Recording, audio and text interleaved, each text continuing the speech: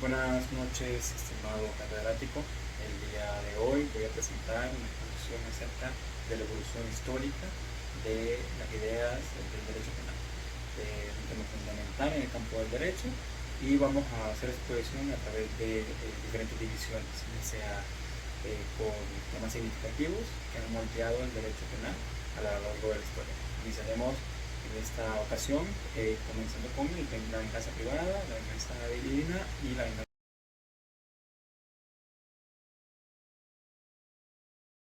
Entrando en materia de la historia del derecho, es importante hacer una aclaración de dónde viene el tema de la venganza, ¿no? El tema del humano frente a los agravios de la venganza, en un principio era individual, ¿no? Luego poco a poco se fue transformando en un tema grupal que llegaba a descomponer familias, grupos de personas por diferentes generaciones. eh, para limitar ese tipo de situaciones, ese tipo de venganzas, surgieron dos medios, la ley de talión y la composición. Estas introducían el concepto de la reparación económica, y esta era, bueno, su concepto era primitivo, ¿no? Esencialmente, en su momento, el derecho penal era esencialmente una búsqueda de la venganza.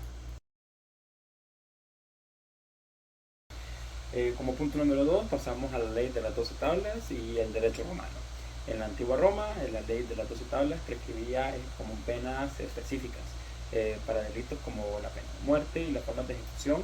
Estas estaban relacionadas con la naturaleza del delito. Además existían reglas eh, para la venganza en casos de robo o lesiones.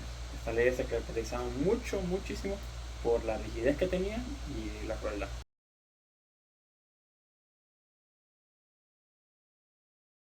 Luego, como punto número 3 pasamos al derecho penal germánico. En el derecho penal germánico este se caracterizaba mucho por tener dos tipos de reacciones, ¿no? En el tema de actos delictivos. La primera era dentro de la misma familia y la segunda era entre familias distintas. La pena más grave en el ámbito interno de la familia era la pérdida de la paz, lo que se conocía como la pérdida de la paz. ¿Qué implicaba esto? La expulsión del delincuente de la comunidad jurídica y puede llevar esto a su muerte. En el ámbito externo, como característica secundaria, se aplicaba la venganza de la sangre, que afectaba a la familia del culpable en este caso.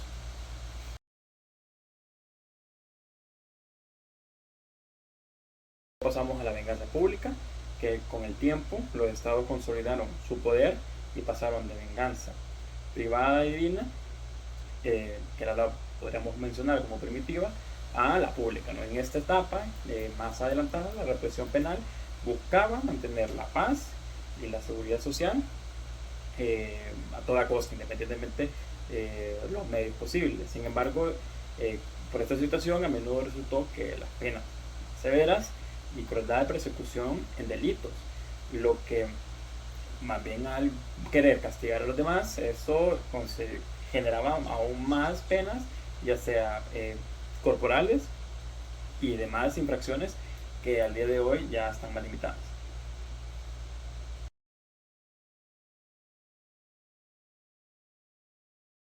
Luego pasamos a la transición de la venganza divina, que a mi criterio mío es una de mis favoritas. La evolución de la venganza divina, como su nombre explica, es que se aplican las leyes en nombre de una deidad. Es una venganza, ya puede ser personal o una aplicación de venganza personal o grupal. El delito se consideraba una ofensa a la divinidad y el castigo, como viene acarreando, era una forma de expiación para pues, apaciguar la fuerza de la deidad. Esto se reflejó en muchas leyes y costumbres de diferentes culturas. Nosotros tenemos el mejor ejemplo maya, incluyendo los propios judíos. Una vez llegamos al humanitarismo, esta ya viene de una esencia francesa con pensadores como Montesquieu, Rousseau, Voltaire, que cuestionaban en su momento el sistema penal y buscaron una reforma a este sistema. ¿Cuáles fueron las ideas que influyeron en la creación, ¿no? De pasar al tema más humano? César Beccaria uno de los principales promotores de ese tipo de pensamientos en su obra de los delitos y penas, defendía la idea de que las penas tienen que ser proporcionales al delito y estas tienen que ser justas y centradas de prevención general y la utilidad pública. Por supuesto, ya de último, promovió la abolición de la tortura, que recordemos fue una práctica común, antigua, y la importancia de la legalidad en la imposición de las penas, que es lo que estábamos hablando anteriormente.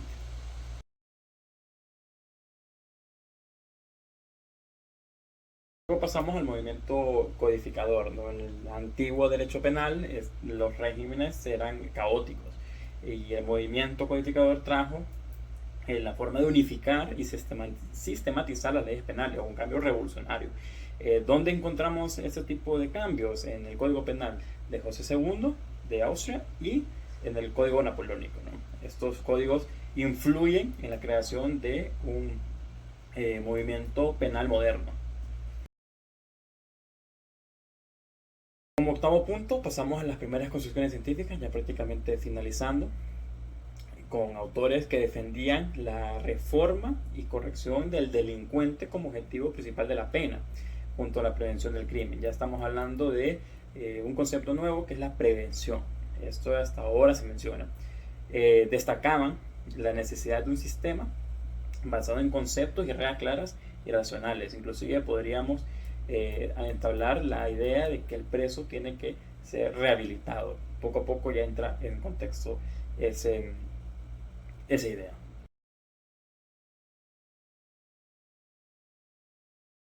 Por último, ya en la actualidad, la época contemporánea. El derecho penal actual, ya ha evolucionado, busca la protección de los derechos humanos y la justicia. Y se ha adoptado de todo tipo de reformas penales y humanitarias que tiene que ser el crimen proporcional, tiene que haber una culpabilidad, los derechos y tiene que existir derechos del acusado. La pena de muerte se ha abolido en muchísimos lados del mundo y se han introducido medidas alternativas a la prisión, inclusive como prisión domiciliaria o inclusive actividades que ayuden al servicio público o penas públicas. Ya en materia de conclusión, es importante destacar que esta exposición ha sido un raspado superficial de lo que ha sido la historia del derecho penal desde los tiempos antiguos, de los tiempos divinos, románicos, hasta la actualidad, que ha habido cambios sustanciales en la modalidad y la aplicabilidad del derecho, e inclusive el factor humano dentro de la delincuencia y de la venganza, que iniciaba con un tema vengativo de únicamente sistematizarlo. Luego ya pasamos a un concepto más complejo, ¿no? Ya hablamos de estructuras, ya hablamos de infraestructuras como las cárceles, y ya después pasamos a conceptos como derechos humanos y la prevención de este tipo de actos. Muchísimas gracias y